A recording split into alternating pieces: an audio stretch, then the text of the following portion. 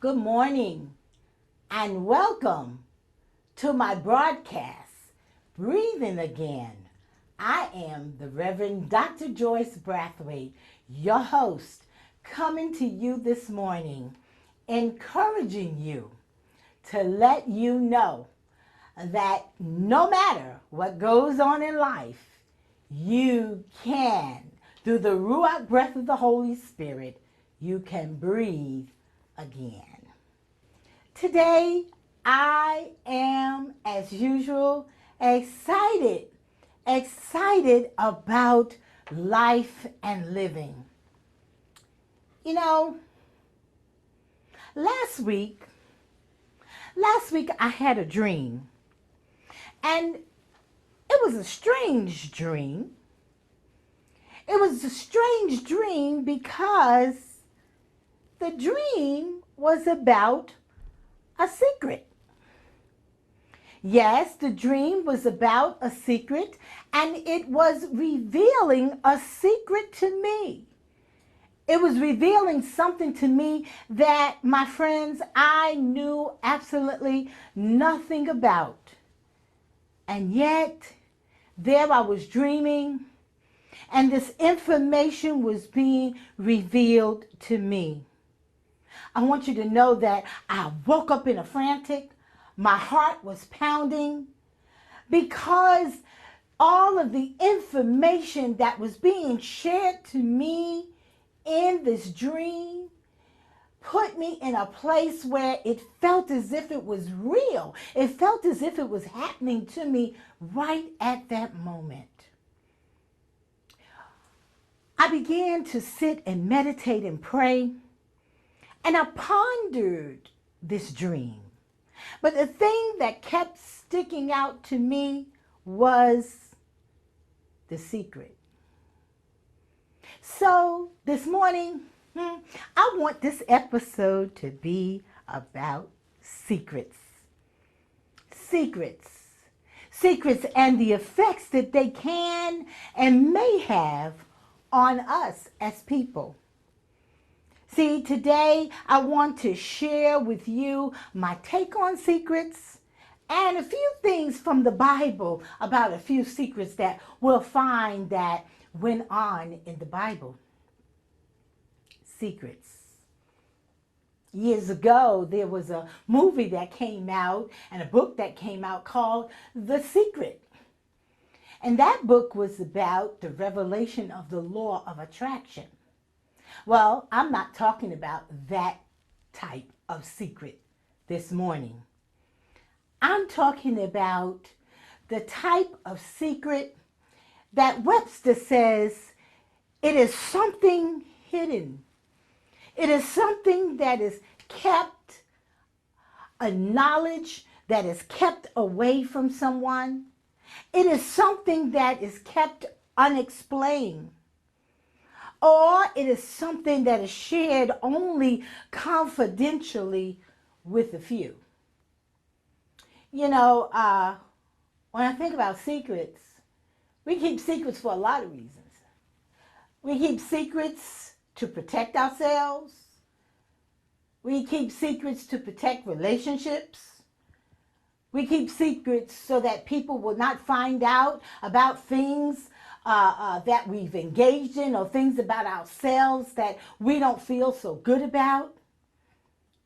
And secrecy can achieve certain effects. It can cause us to live in a world that we want to create that's not really a reality. But you know the thing about secrets?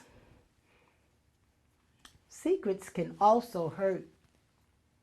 Keeping secrets can hurt. There are many kinds of secrets. Think about it. Think about it. Secrets. Perhaps you have a secret or secrets. Or maybe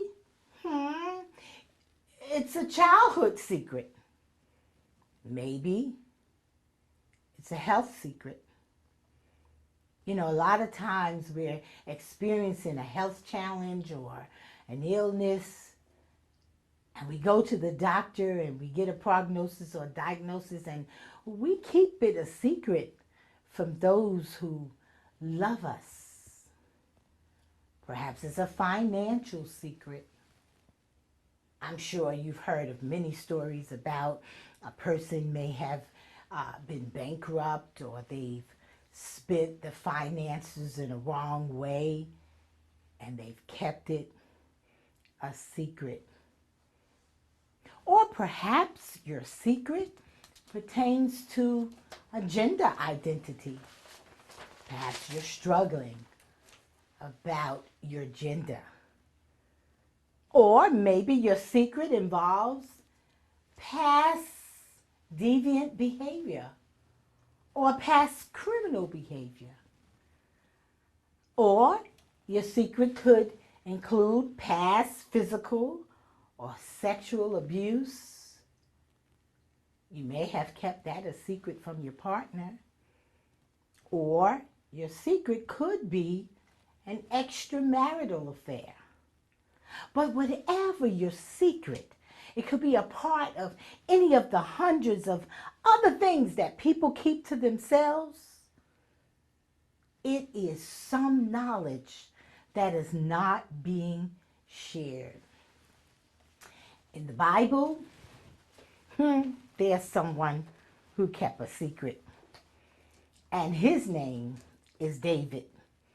David is famous. David was the young man that became the king. And in 2 Samuel chapters 11 and 12, we hear about David's secret. You see, David one day was looking out of his window and he saw this beautiful woman by the name of Bathsheba, and he was just taken with her. David was so taken with her that because he was the head of the army, he placed and made an edict that her husband Uriah would be put on the front line so that he could be killed. He deliberately set this man up so that this man could be killed so that he could have his wife. My goodness, what a secret that is. And then the story goes on in chapter 12 and tells us that the Lord sent the prophet to David to tell him a story. And the story that the Lord tells Nathan to tell David is this.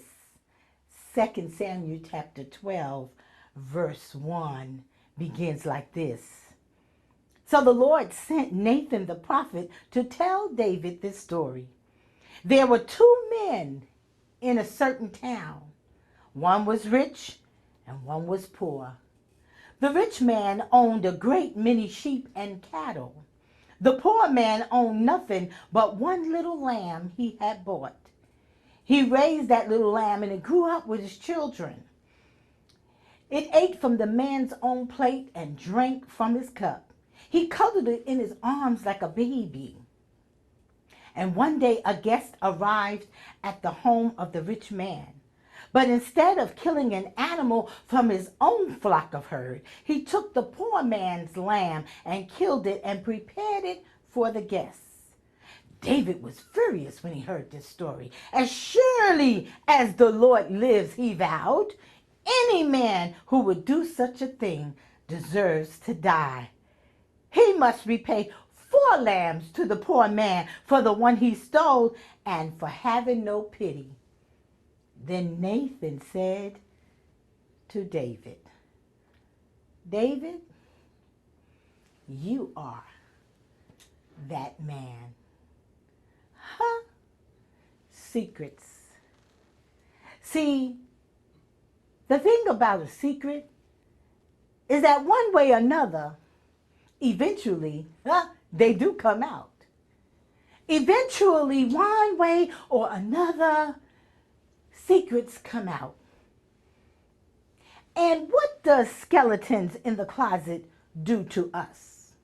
Well, if we know about them and we think about them, they could cause us stress. They could cause us stress because it takes a whole lot of energy to hold on to something that you know, and you know that it may hurt or harm another person. Even family secrets.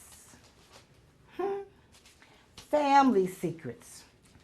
There's another story in the Bible that we find not too far from there about this same man, David's family.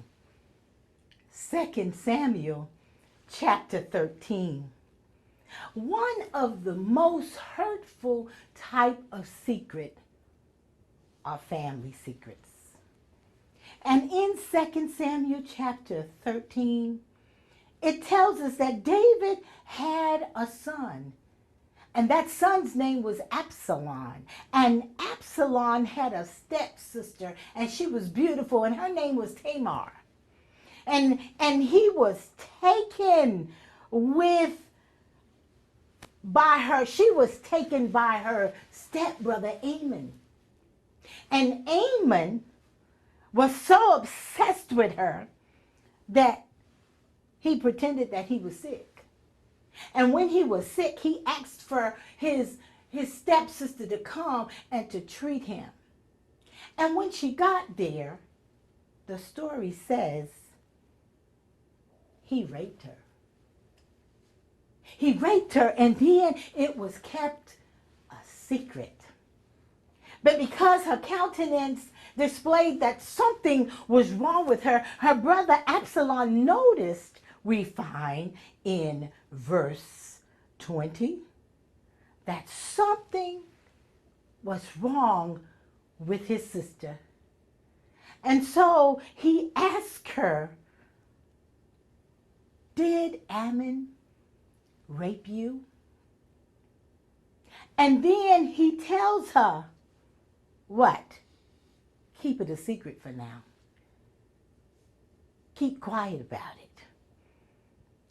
But I'm going to deal with him. And the Bible tells us that it ruined this young girl. But she did. She kept it a secret. She kept it a secret like her brother told her. And the story goes on. Those of you who know the story, the dad finds out and he doesn't do anything. But later on, Absalom revenges his sister. Secrets. Family secrets.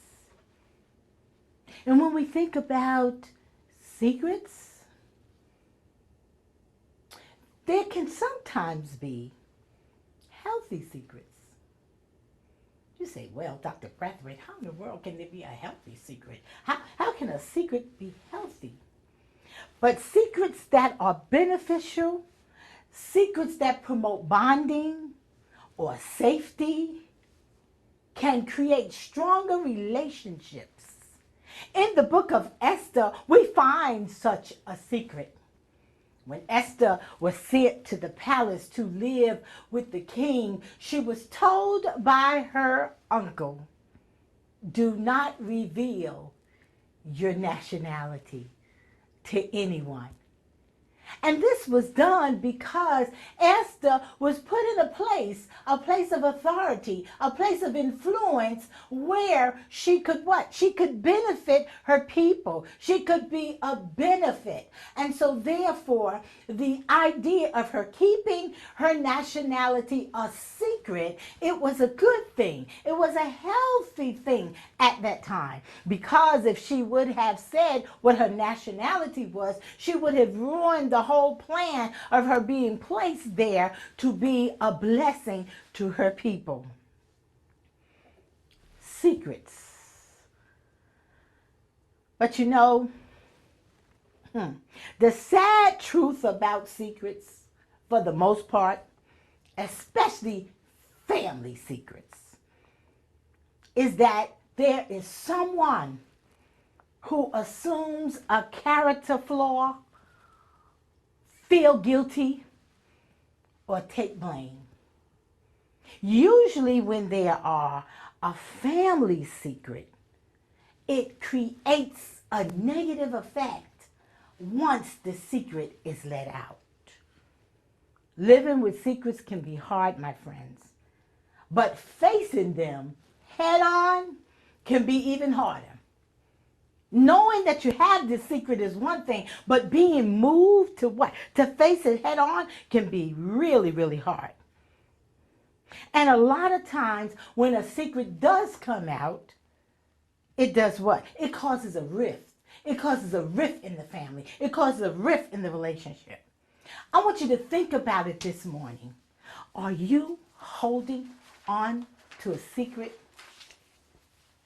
Have you been victimized by a secret? Have you been hurt by a secret? Is it a family secret? Is it a relationship secret? I want you to take some time today and I want you to ponder that secret.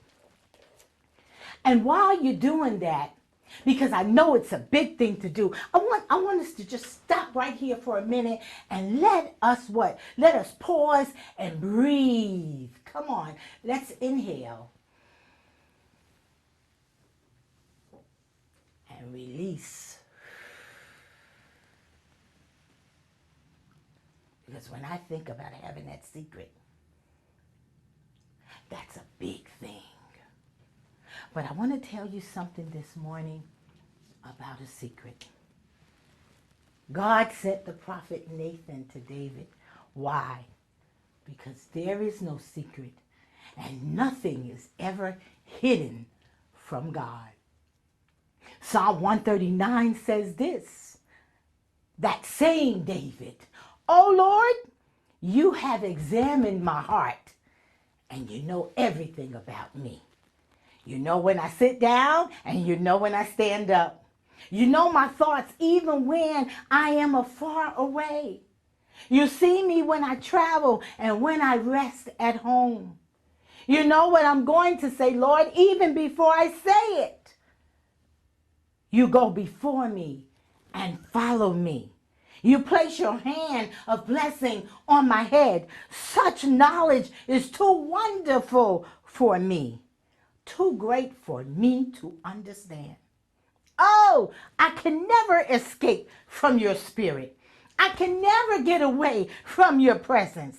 If I go up to heaven, you are there. If I go down to the grave, you are there. If I ride the wings of the morning, if I dwell by the farthest oceans, even there, your hand will guide me and your strength will support me. I could ask the darkness to hide me and the light around me to become night, but even in darkness I cannot hide from you.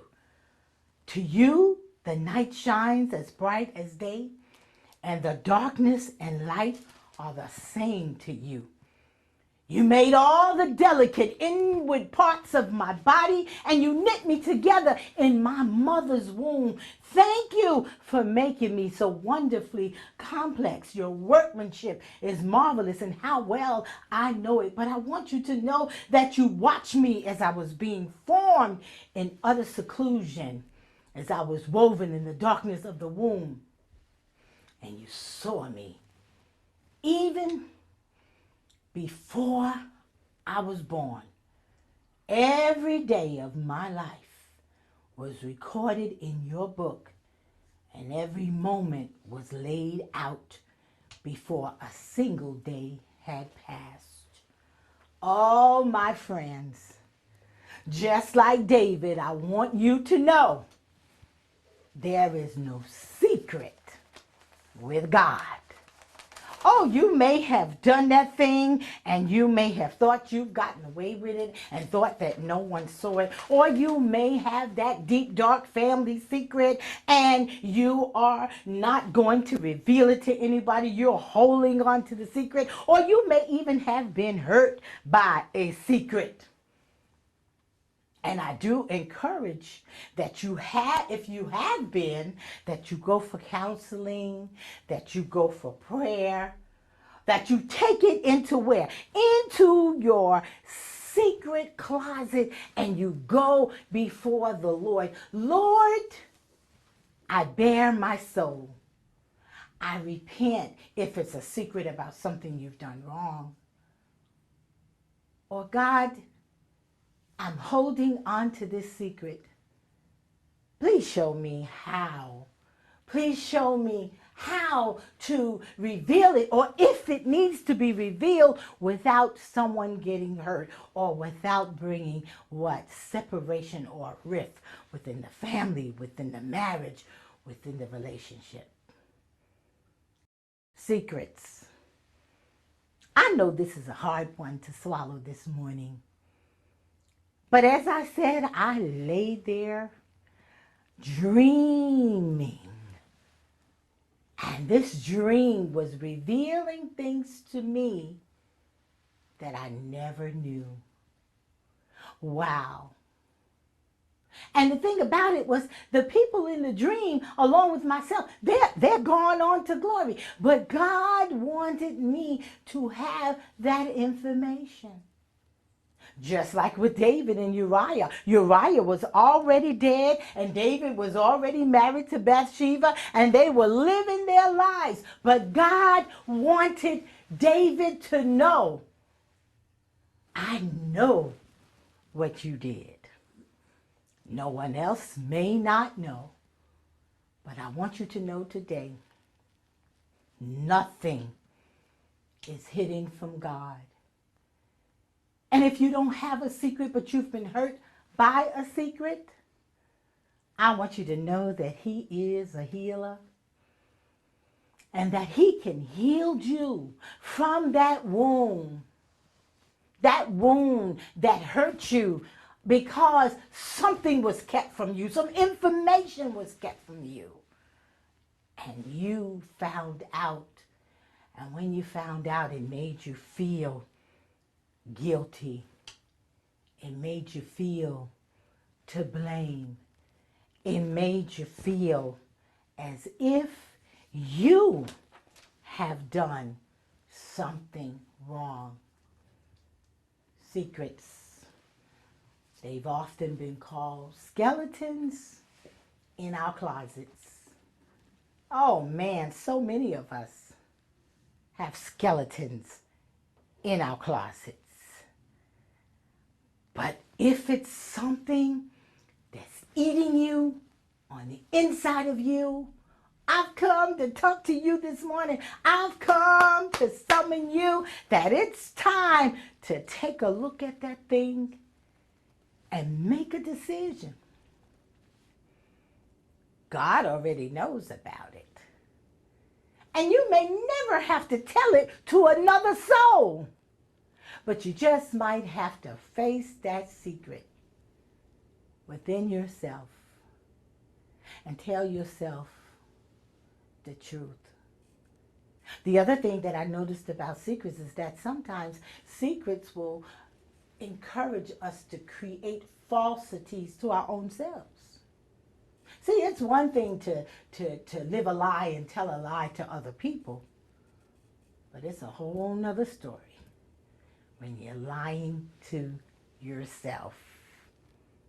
Wow, this was a big one for me this morning. I said, wow, when I woke up, I said, what is this about? It's about secrets. So many people are living with secrets. So many people are suffering. Some people go and anesthetize themselves, become addicted because they're trying to drown out secrets. Today is your day. Today is the day that you can face that thing head on, take it to God in prayer, decide that you're going to get a coach or a counselor.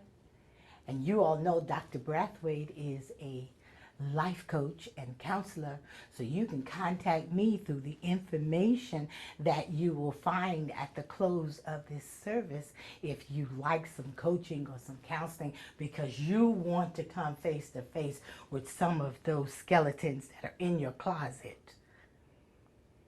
I'm excited. I'm excited about you being more and doing more and coming into a place of knowing that nothing is hidden from God. And I want to ask you this morning, if these programs have been a blessing to you, contact me and let me know. All the information is on your screen, how you can contact me. And you can also go to my YouTube page or to my website. That's www.drjoycebraithwaite.com, and let me know if these programs are blessing you. I'm excited that I've been here with you today, again, on breathing again. And I'm always looking forward to coming back on next week. And I want you also to know that you can get the information about my I Dare You program. It's a motivational program. It's a master class that encourages you to be all that God has for you to be. I want you to have a wonderful, super fantastic week. And no matter what you do, no matter what you face, remember you can always breathe. May God bless you and keep you.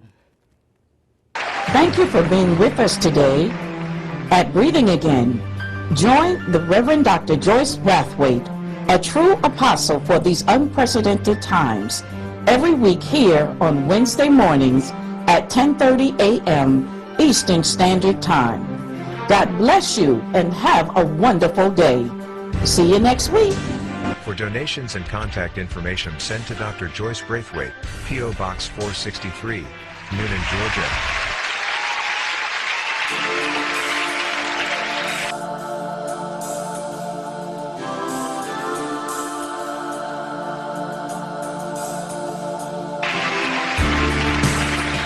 Turn on to I Dare You, life-changing class on Zoom every Wednesday at 7:45 p.m. Eastern Standard Time, 6:45 Central Time. Zoom ID, 882-4943-9349 Rev. Dr. Joyce Braithwaite.